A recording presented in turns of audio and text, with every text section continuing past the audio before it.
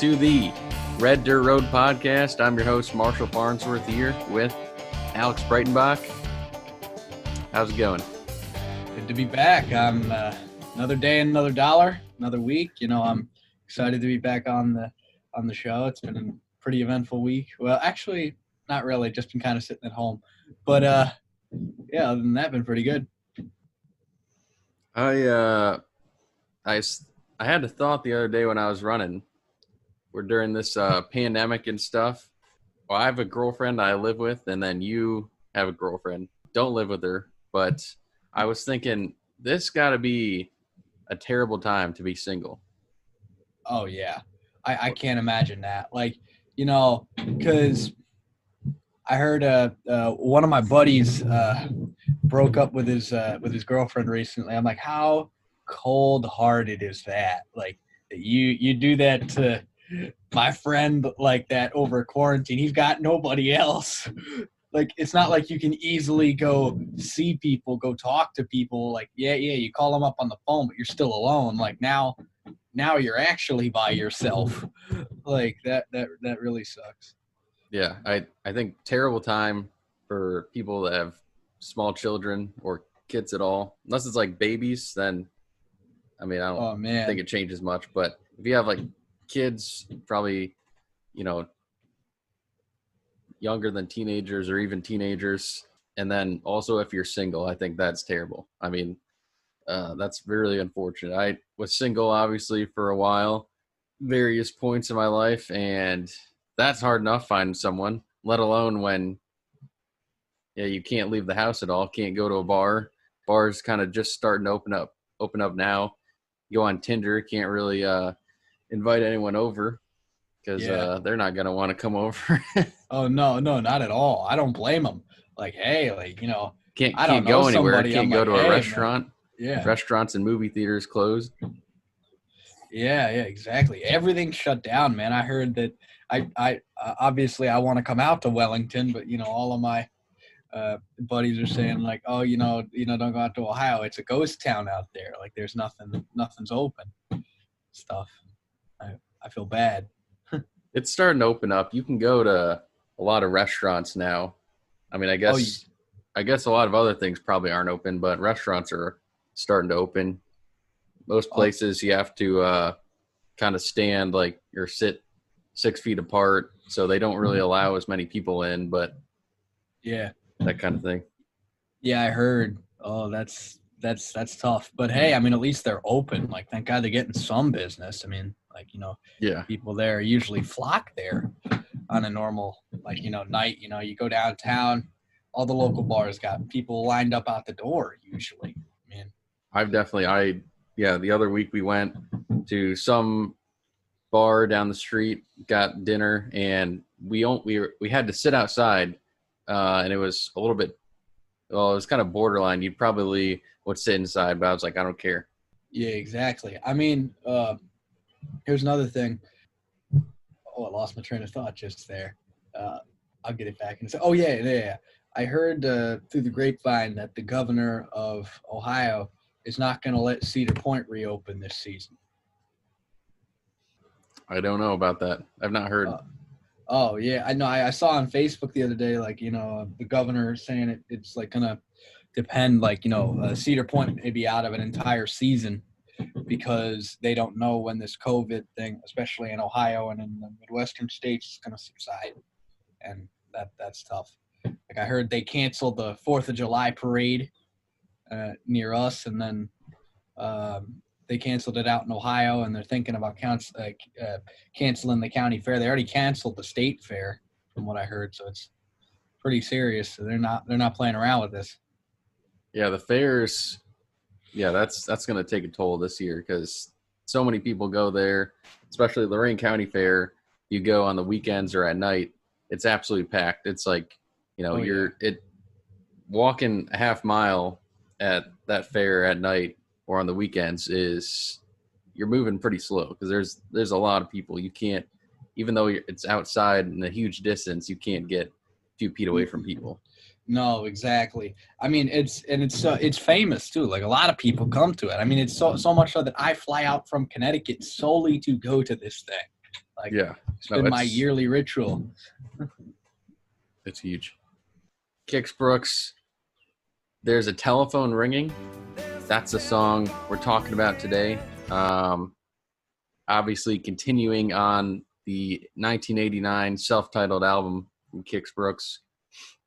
Third song on the album. It is the longest song on the album, 4 minutes and 11 seconds. Not very long song, but it's the longest song on the album.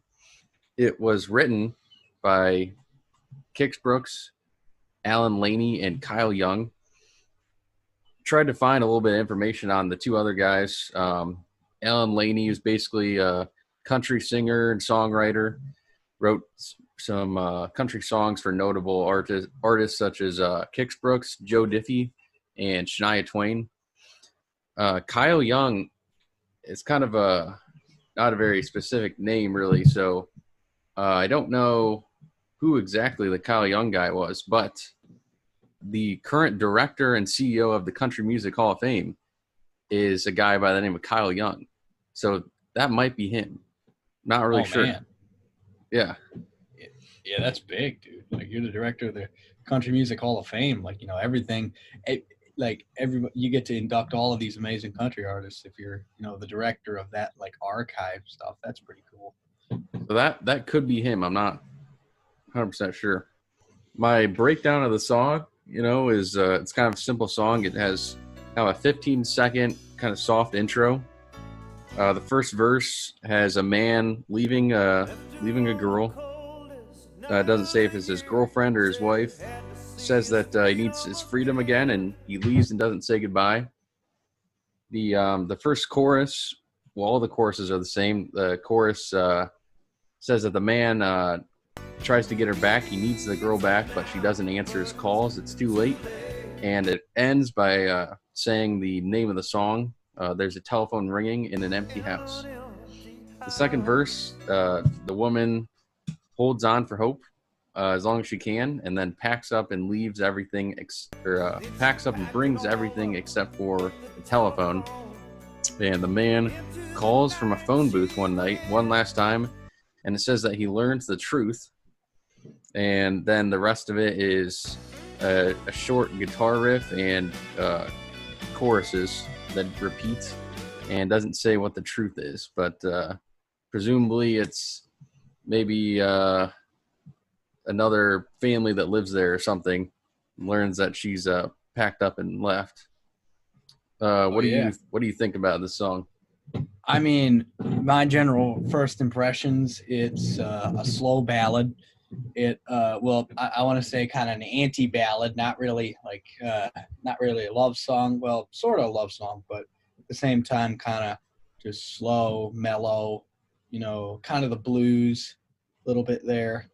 Definitely get an 80s vibe from it. Like, when you listen to it, it's a lot different than what we've seen so far on this album.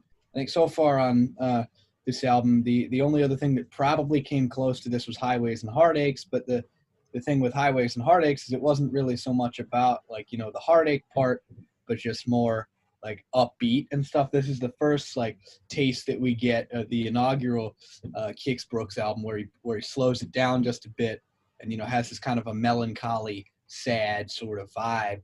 And it's not even so much of a a love song, but more just a longing to be with someone. There's a longing to be with someone, but you can't be with them. Like, because there's a telephone ringing in the empty house. The man learns the truth. The woman's already gone. And so now he's got to deal with that. And this is the song that comes from that. And I really enjoyed this song. It's not my favorite on this album.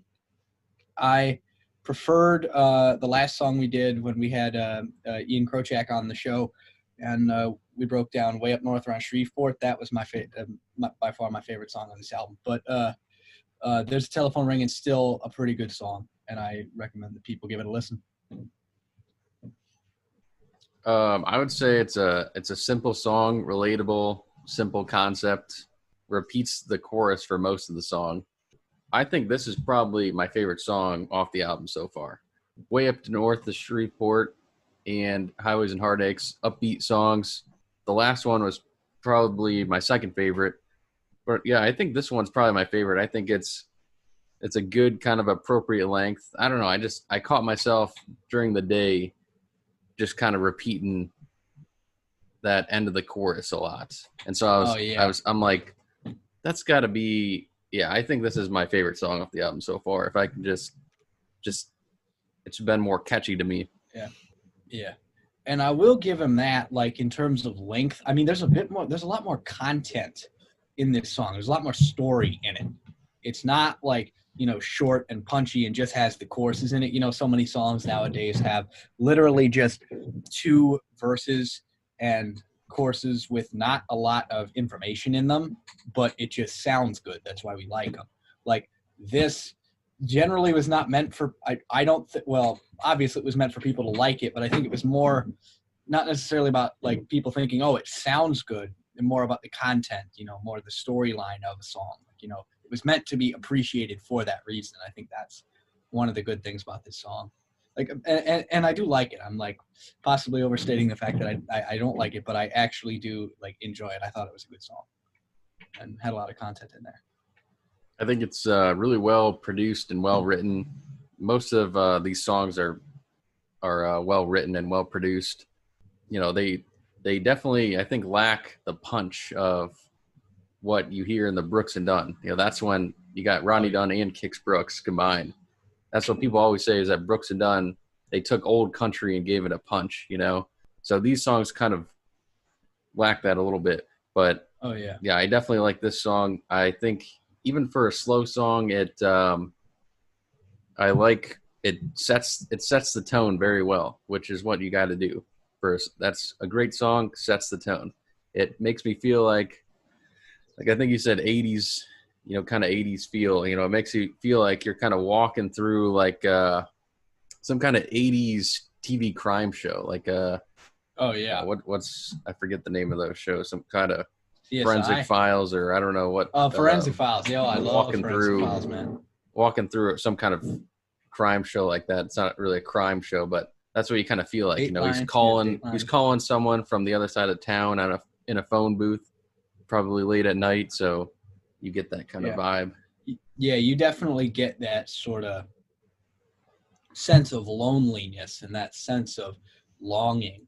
And I think especially that speaks to, I mean, us being here in quarantine. Like, I can't even imagine. And, I think it's very interesting that you brought up the whole, what is it like? I can't imagine what it's like to be single or to be just broken up with somebody in circumstances such as this. Like, because this song really does speak to that longing, that loneliness. Like, oh, somebody just left you and you're calling them desperately, but the house is empty. There's a telephone ringing in an empty house. It's a great time to talk about this song because maybe, think about, there's probably someone right now, there's a guy out there in the world that broke up with his girlfriend, right before all this and is thinking, I'm going to go live it up and whatnot. And then he's, now he's like, oh, shoot, can't go do anything. Yeah.